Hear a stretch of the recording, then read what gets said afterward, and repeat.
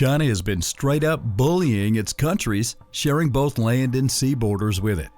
The nation's aggressive stance and territorial claims in the South China Sea have been a long-standing source of tension within the region. Recently, the situation escalated further as China intensified its bullying tactics against the Philippines, drawing a firm response from India. This unexpected development has left Beijing furious and worried as India's support for the Philippines challenges China's dominance in the region. But India has bilateral trade ties with China, so why the sudden change of heart? Why is India choosing to support the Philippines instead of its trade partner, China? At the heart of the issue is China's relentless pursuit of asserting control over the South China Sea, a vital international waterway. Beijing has resorted to intimidation and aggressive maneuvers against the Philippines, a nation firmly standing its ground in the face of Chinese aggression. In April, a Philippine Coast Guard vessel found itself in a perilous situation. Chinese Coast Guard ships carried out dangerous maneuvers, surrounding the boat, using water cannons, and colliding with it at least twice. The confrontation resulted in injuries to 4 Filipino crew members, illustrating the severity of China's bullying tactics. This incident is just the latest in a series of provocations by China, rooted in its ambitious claim over the South China Sea. Beijing has drawn its own borders, known as the Nine-Dash Line, asserting sovereignty over more than 90% of the contested waters. This claim directly challenges the territorial rights of other nations, including Vietnam, Brunei, Malaysia, Indonesia, and Taiwan. China's expansionist claims extend far beyond the South China Sea. It has stepped up its ridiculous assertion over the Indian state of Arunachal Pradesh, referring to it as Sangna. India has firmly rejected these ridiculous claims, highlighting China's tendency to lay claim to lands that never belonged to it, a pattern evident in its relations with nearly all its neighbors. The roots of China's aggression can be traced back to its domestic laws, which provide a legal framework for its territorial ambitions. However, this approach clearly disregards international laws and norms, setting the stage for escalating tensions and potential conflicts in the region. Amid China's escalating aggression in the South China Sea, India has taken a firm stance in support of the Philippines, drawing Beijing's anger. During his recent visit to Manila, Indian External Affairs Minister Subrahmanyam Jaishankar extended India's unwavering support to the Philippines in upholding its national sovereignty against China's aggressive actions.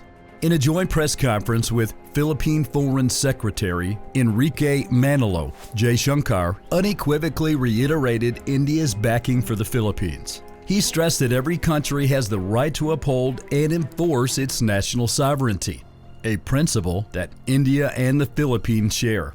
Jaishankar's remarks were a clear message to China, urging it to adhere to a rules-based order and respect the United Nations Convention on the Law of the Sea, UNCLOS, an international law that China violates in the South China Sea.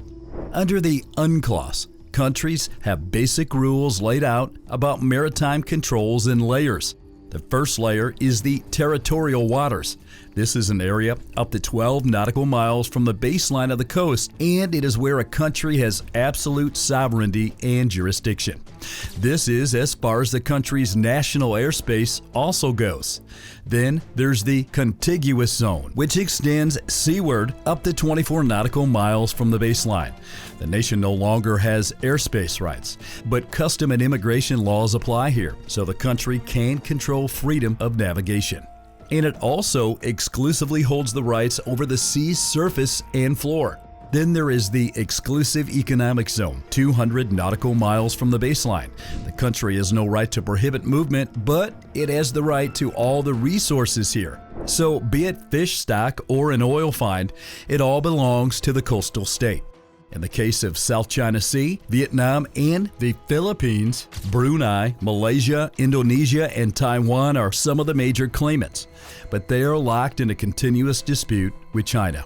India's shifting position on the South China Sea dispute took China by surprise, prompting a defensive response from Beijing. The Chinese Foreign Ministry spokesperson asserted that the maritime dispute is solely between China and the Philippines and that third parties have no right to intervene. However, this stance contradicts the reality on the ground, where China's actions have far-reaching implications for the broader Indo-Pacific region. India's concerns regarding the South China Sea extend beyond its support for the Philippines, as highlighted by the Indian Navy chief at the Indo-Pacific Regional Dialogue in New Delhi. The fragile security situation in the South China Sea poses a clear and present danger to good order and discipline at sea. The growing instances of bullying by Chinese militia vessels against smaller navies and fishermen have raised alarm bells with the Indian strategic community. India's deepening involvement in the South China Sea dispute is not merely a matter of taking sides, but a reflection of its significant stake in the region. Over 55% of India's maritime trade passes through the South China Sea, making it a vital economic and strategic lifeline. Furthermore, the strategically crucial Indian islands of Andaman and Nicobar are located in close proximity to the contested waters, further highlighting India's territorial interests in the area. To solidify its support for the Philippines, India has taken concrete steps to strengthen defense cooperation between the two nations. Indian naval warships have been docking in Manila, and the two countries have engaged in joint military drills in the West Philippine Sea. Moreover, India set to dispatch the BrahMos supersonic cruise missile to the Philippines in a $375 million deal, the largest ever deal of its kind in the world. Discussions are also underway for India to sell the Tejas light combat aircraft to the Philippines, signaling a new era of defense ties that threatens China's designs in the region. But why is China risking an all-out war with its neighbors? What makes the South China Sea so important to China?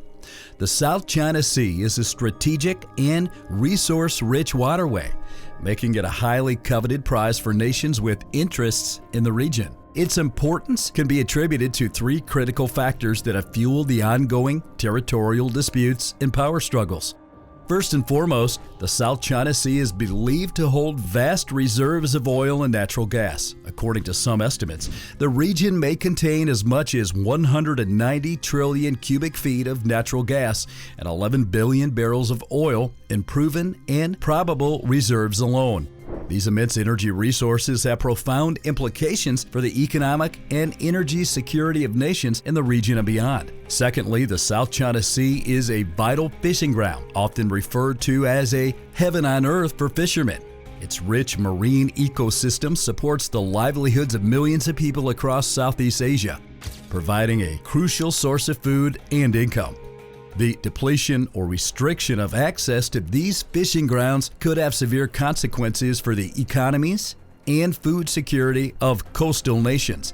The third and arguably most critical factor is the South China Sea's strategic location as a global maritime trade route. More than 60% of global maritime trade, or 1/3 of all global shipping, passes through this waterway. This includes a staggering 30% of the world's maritime crude oil trade.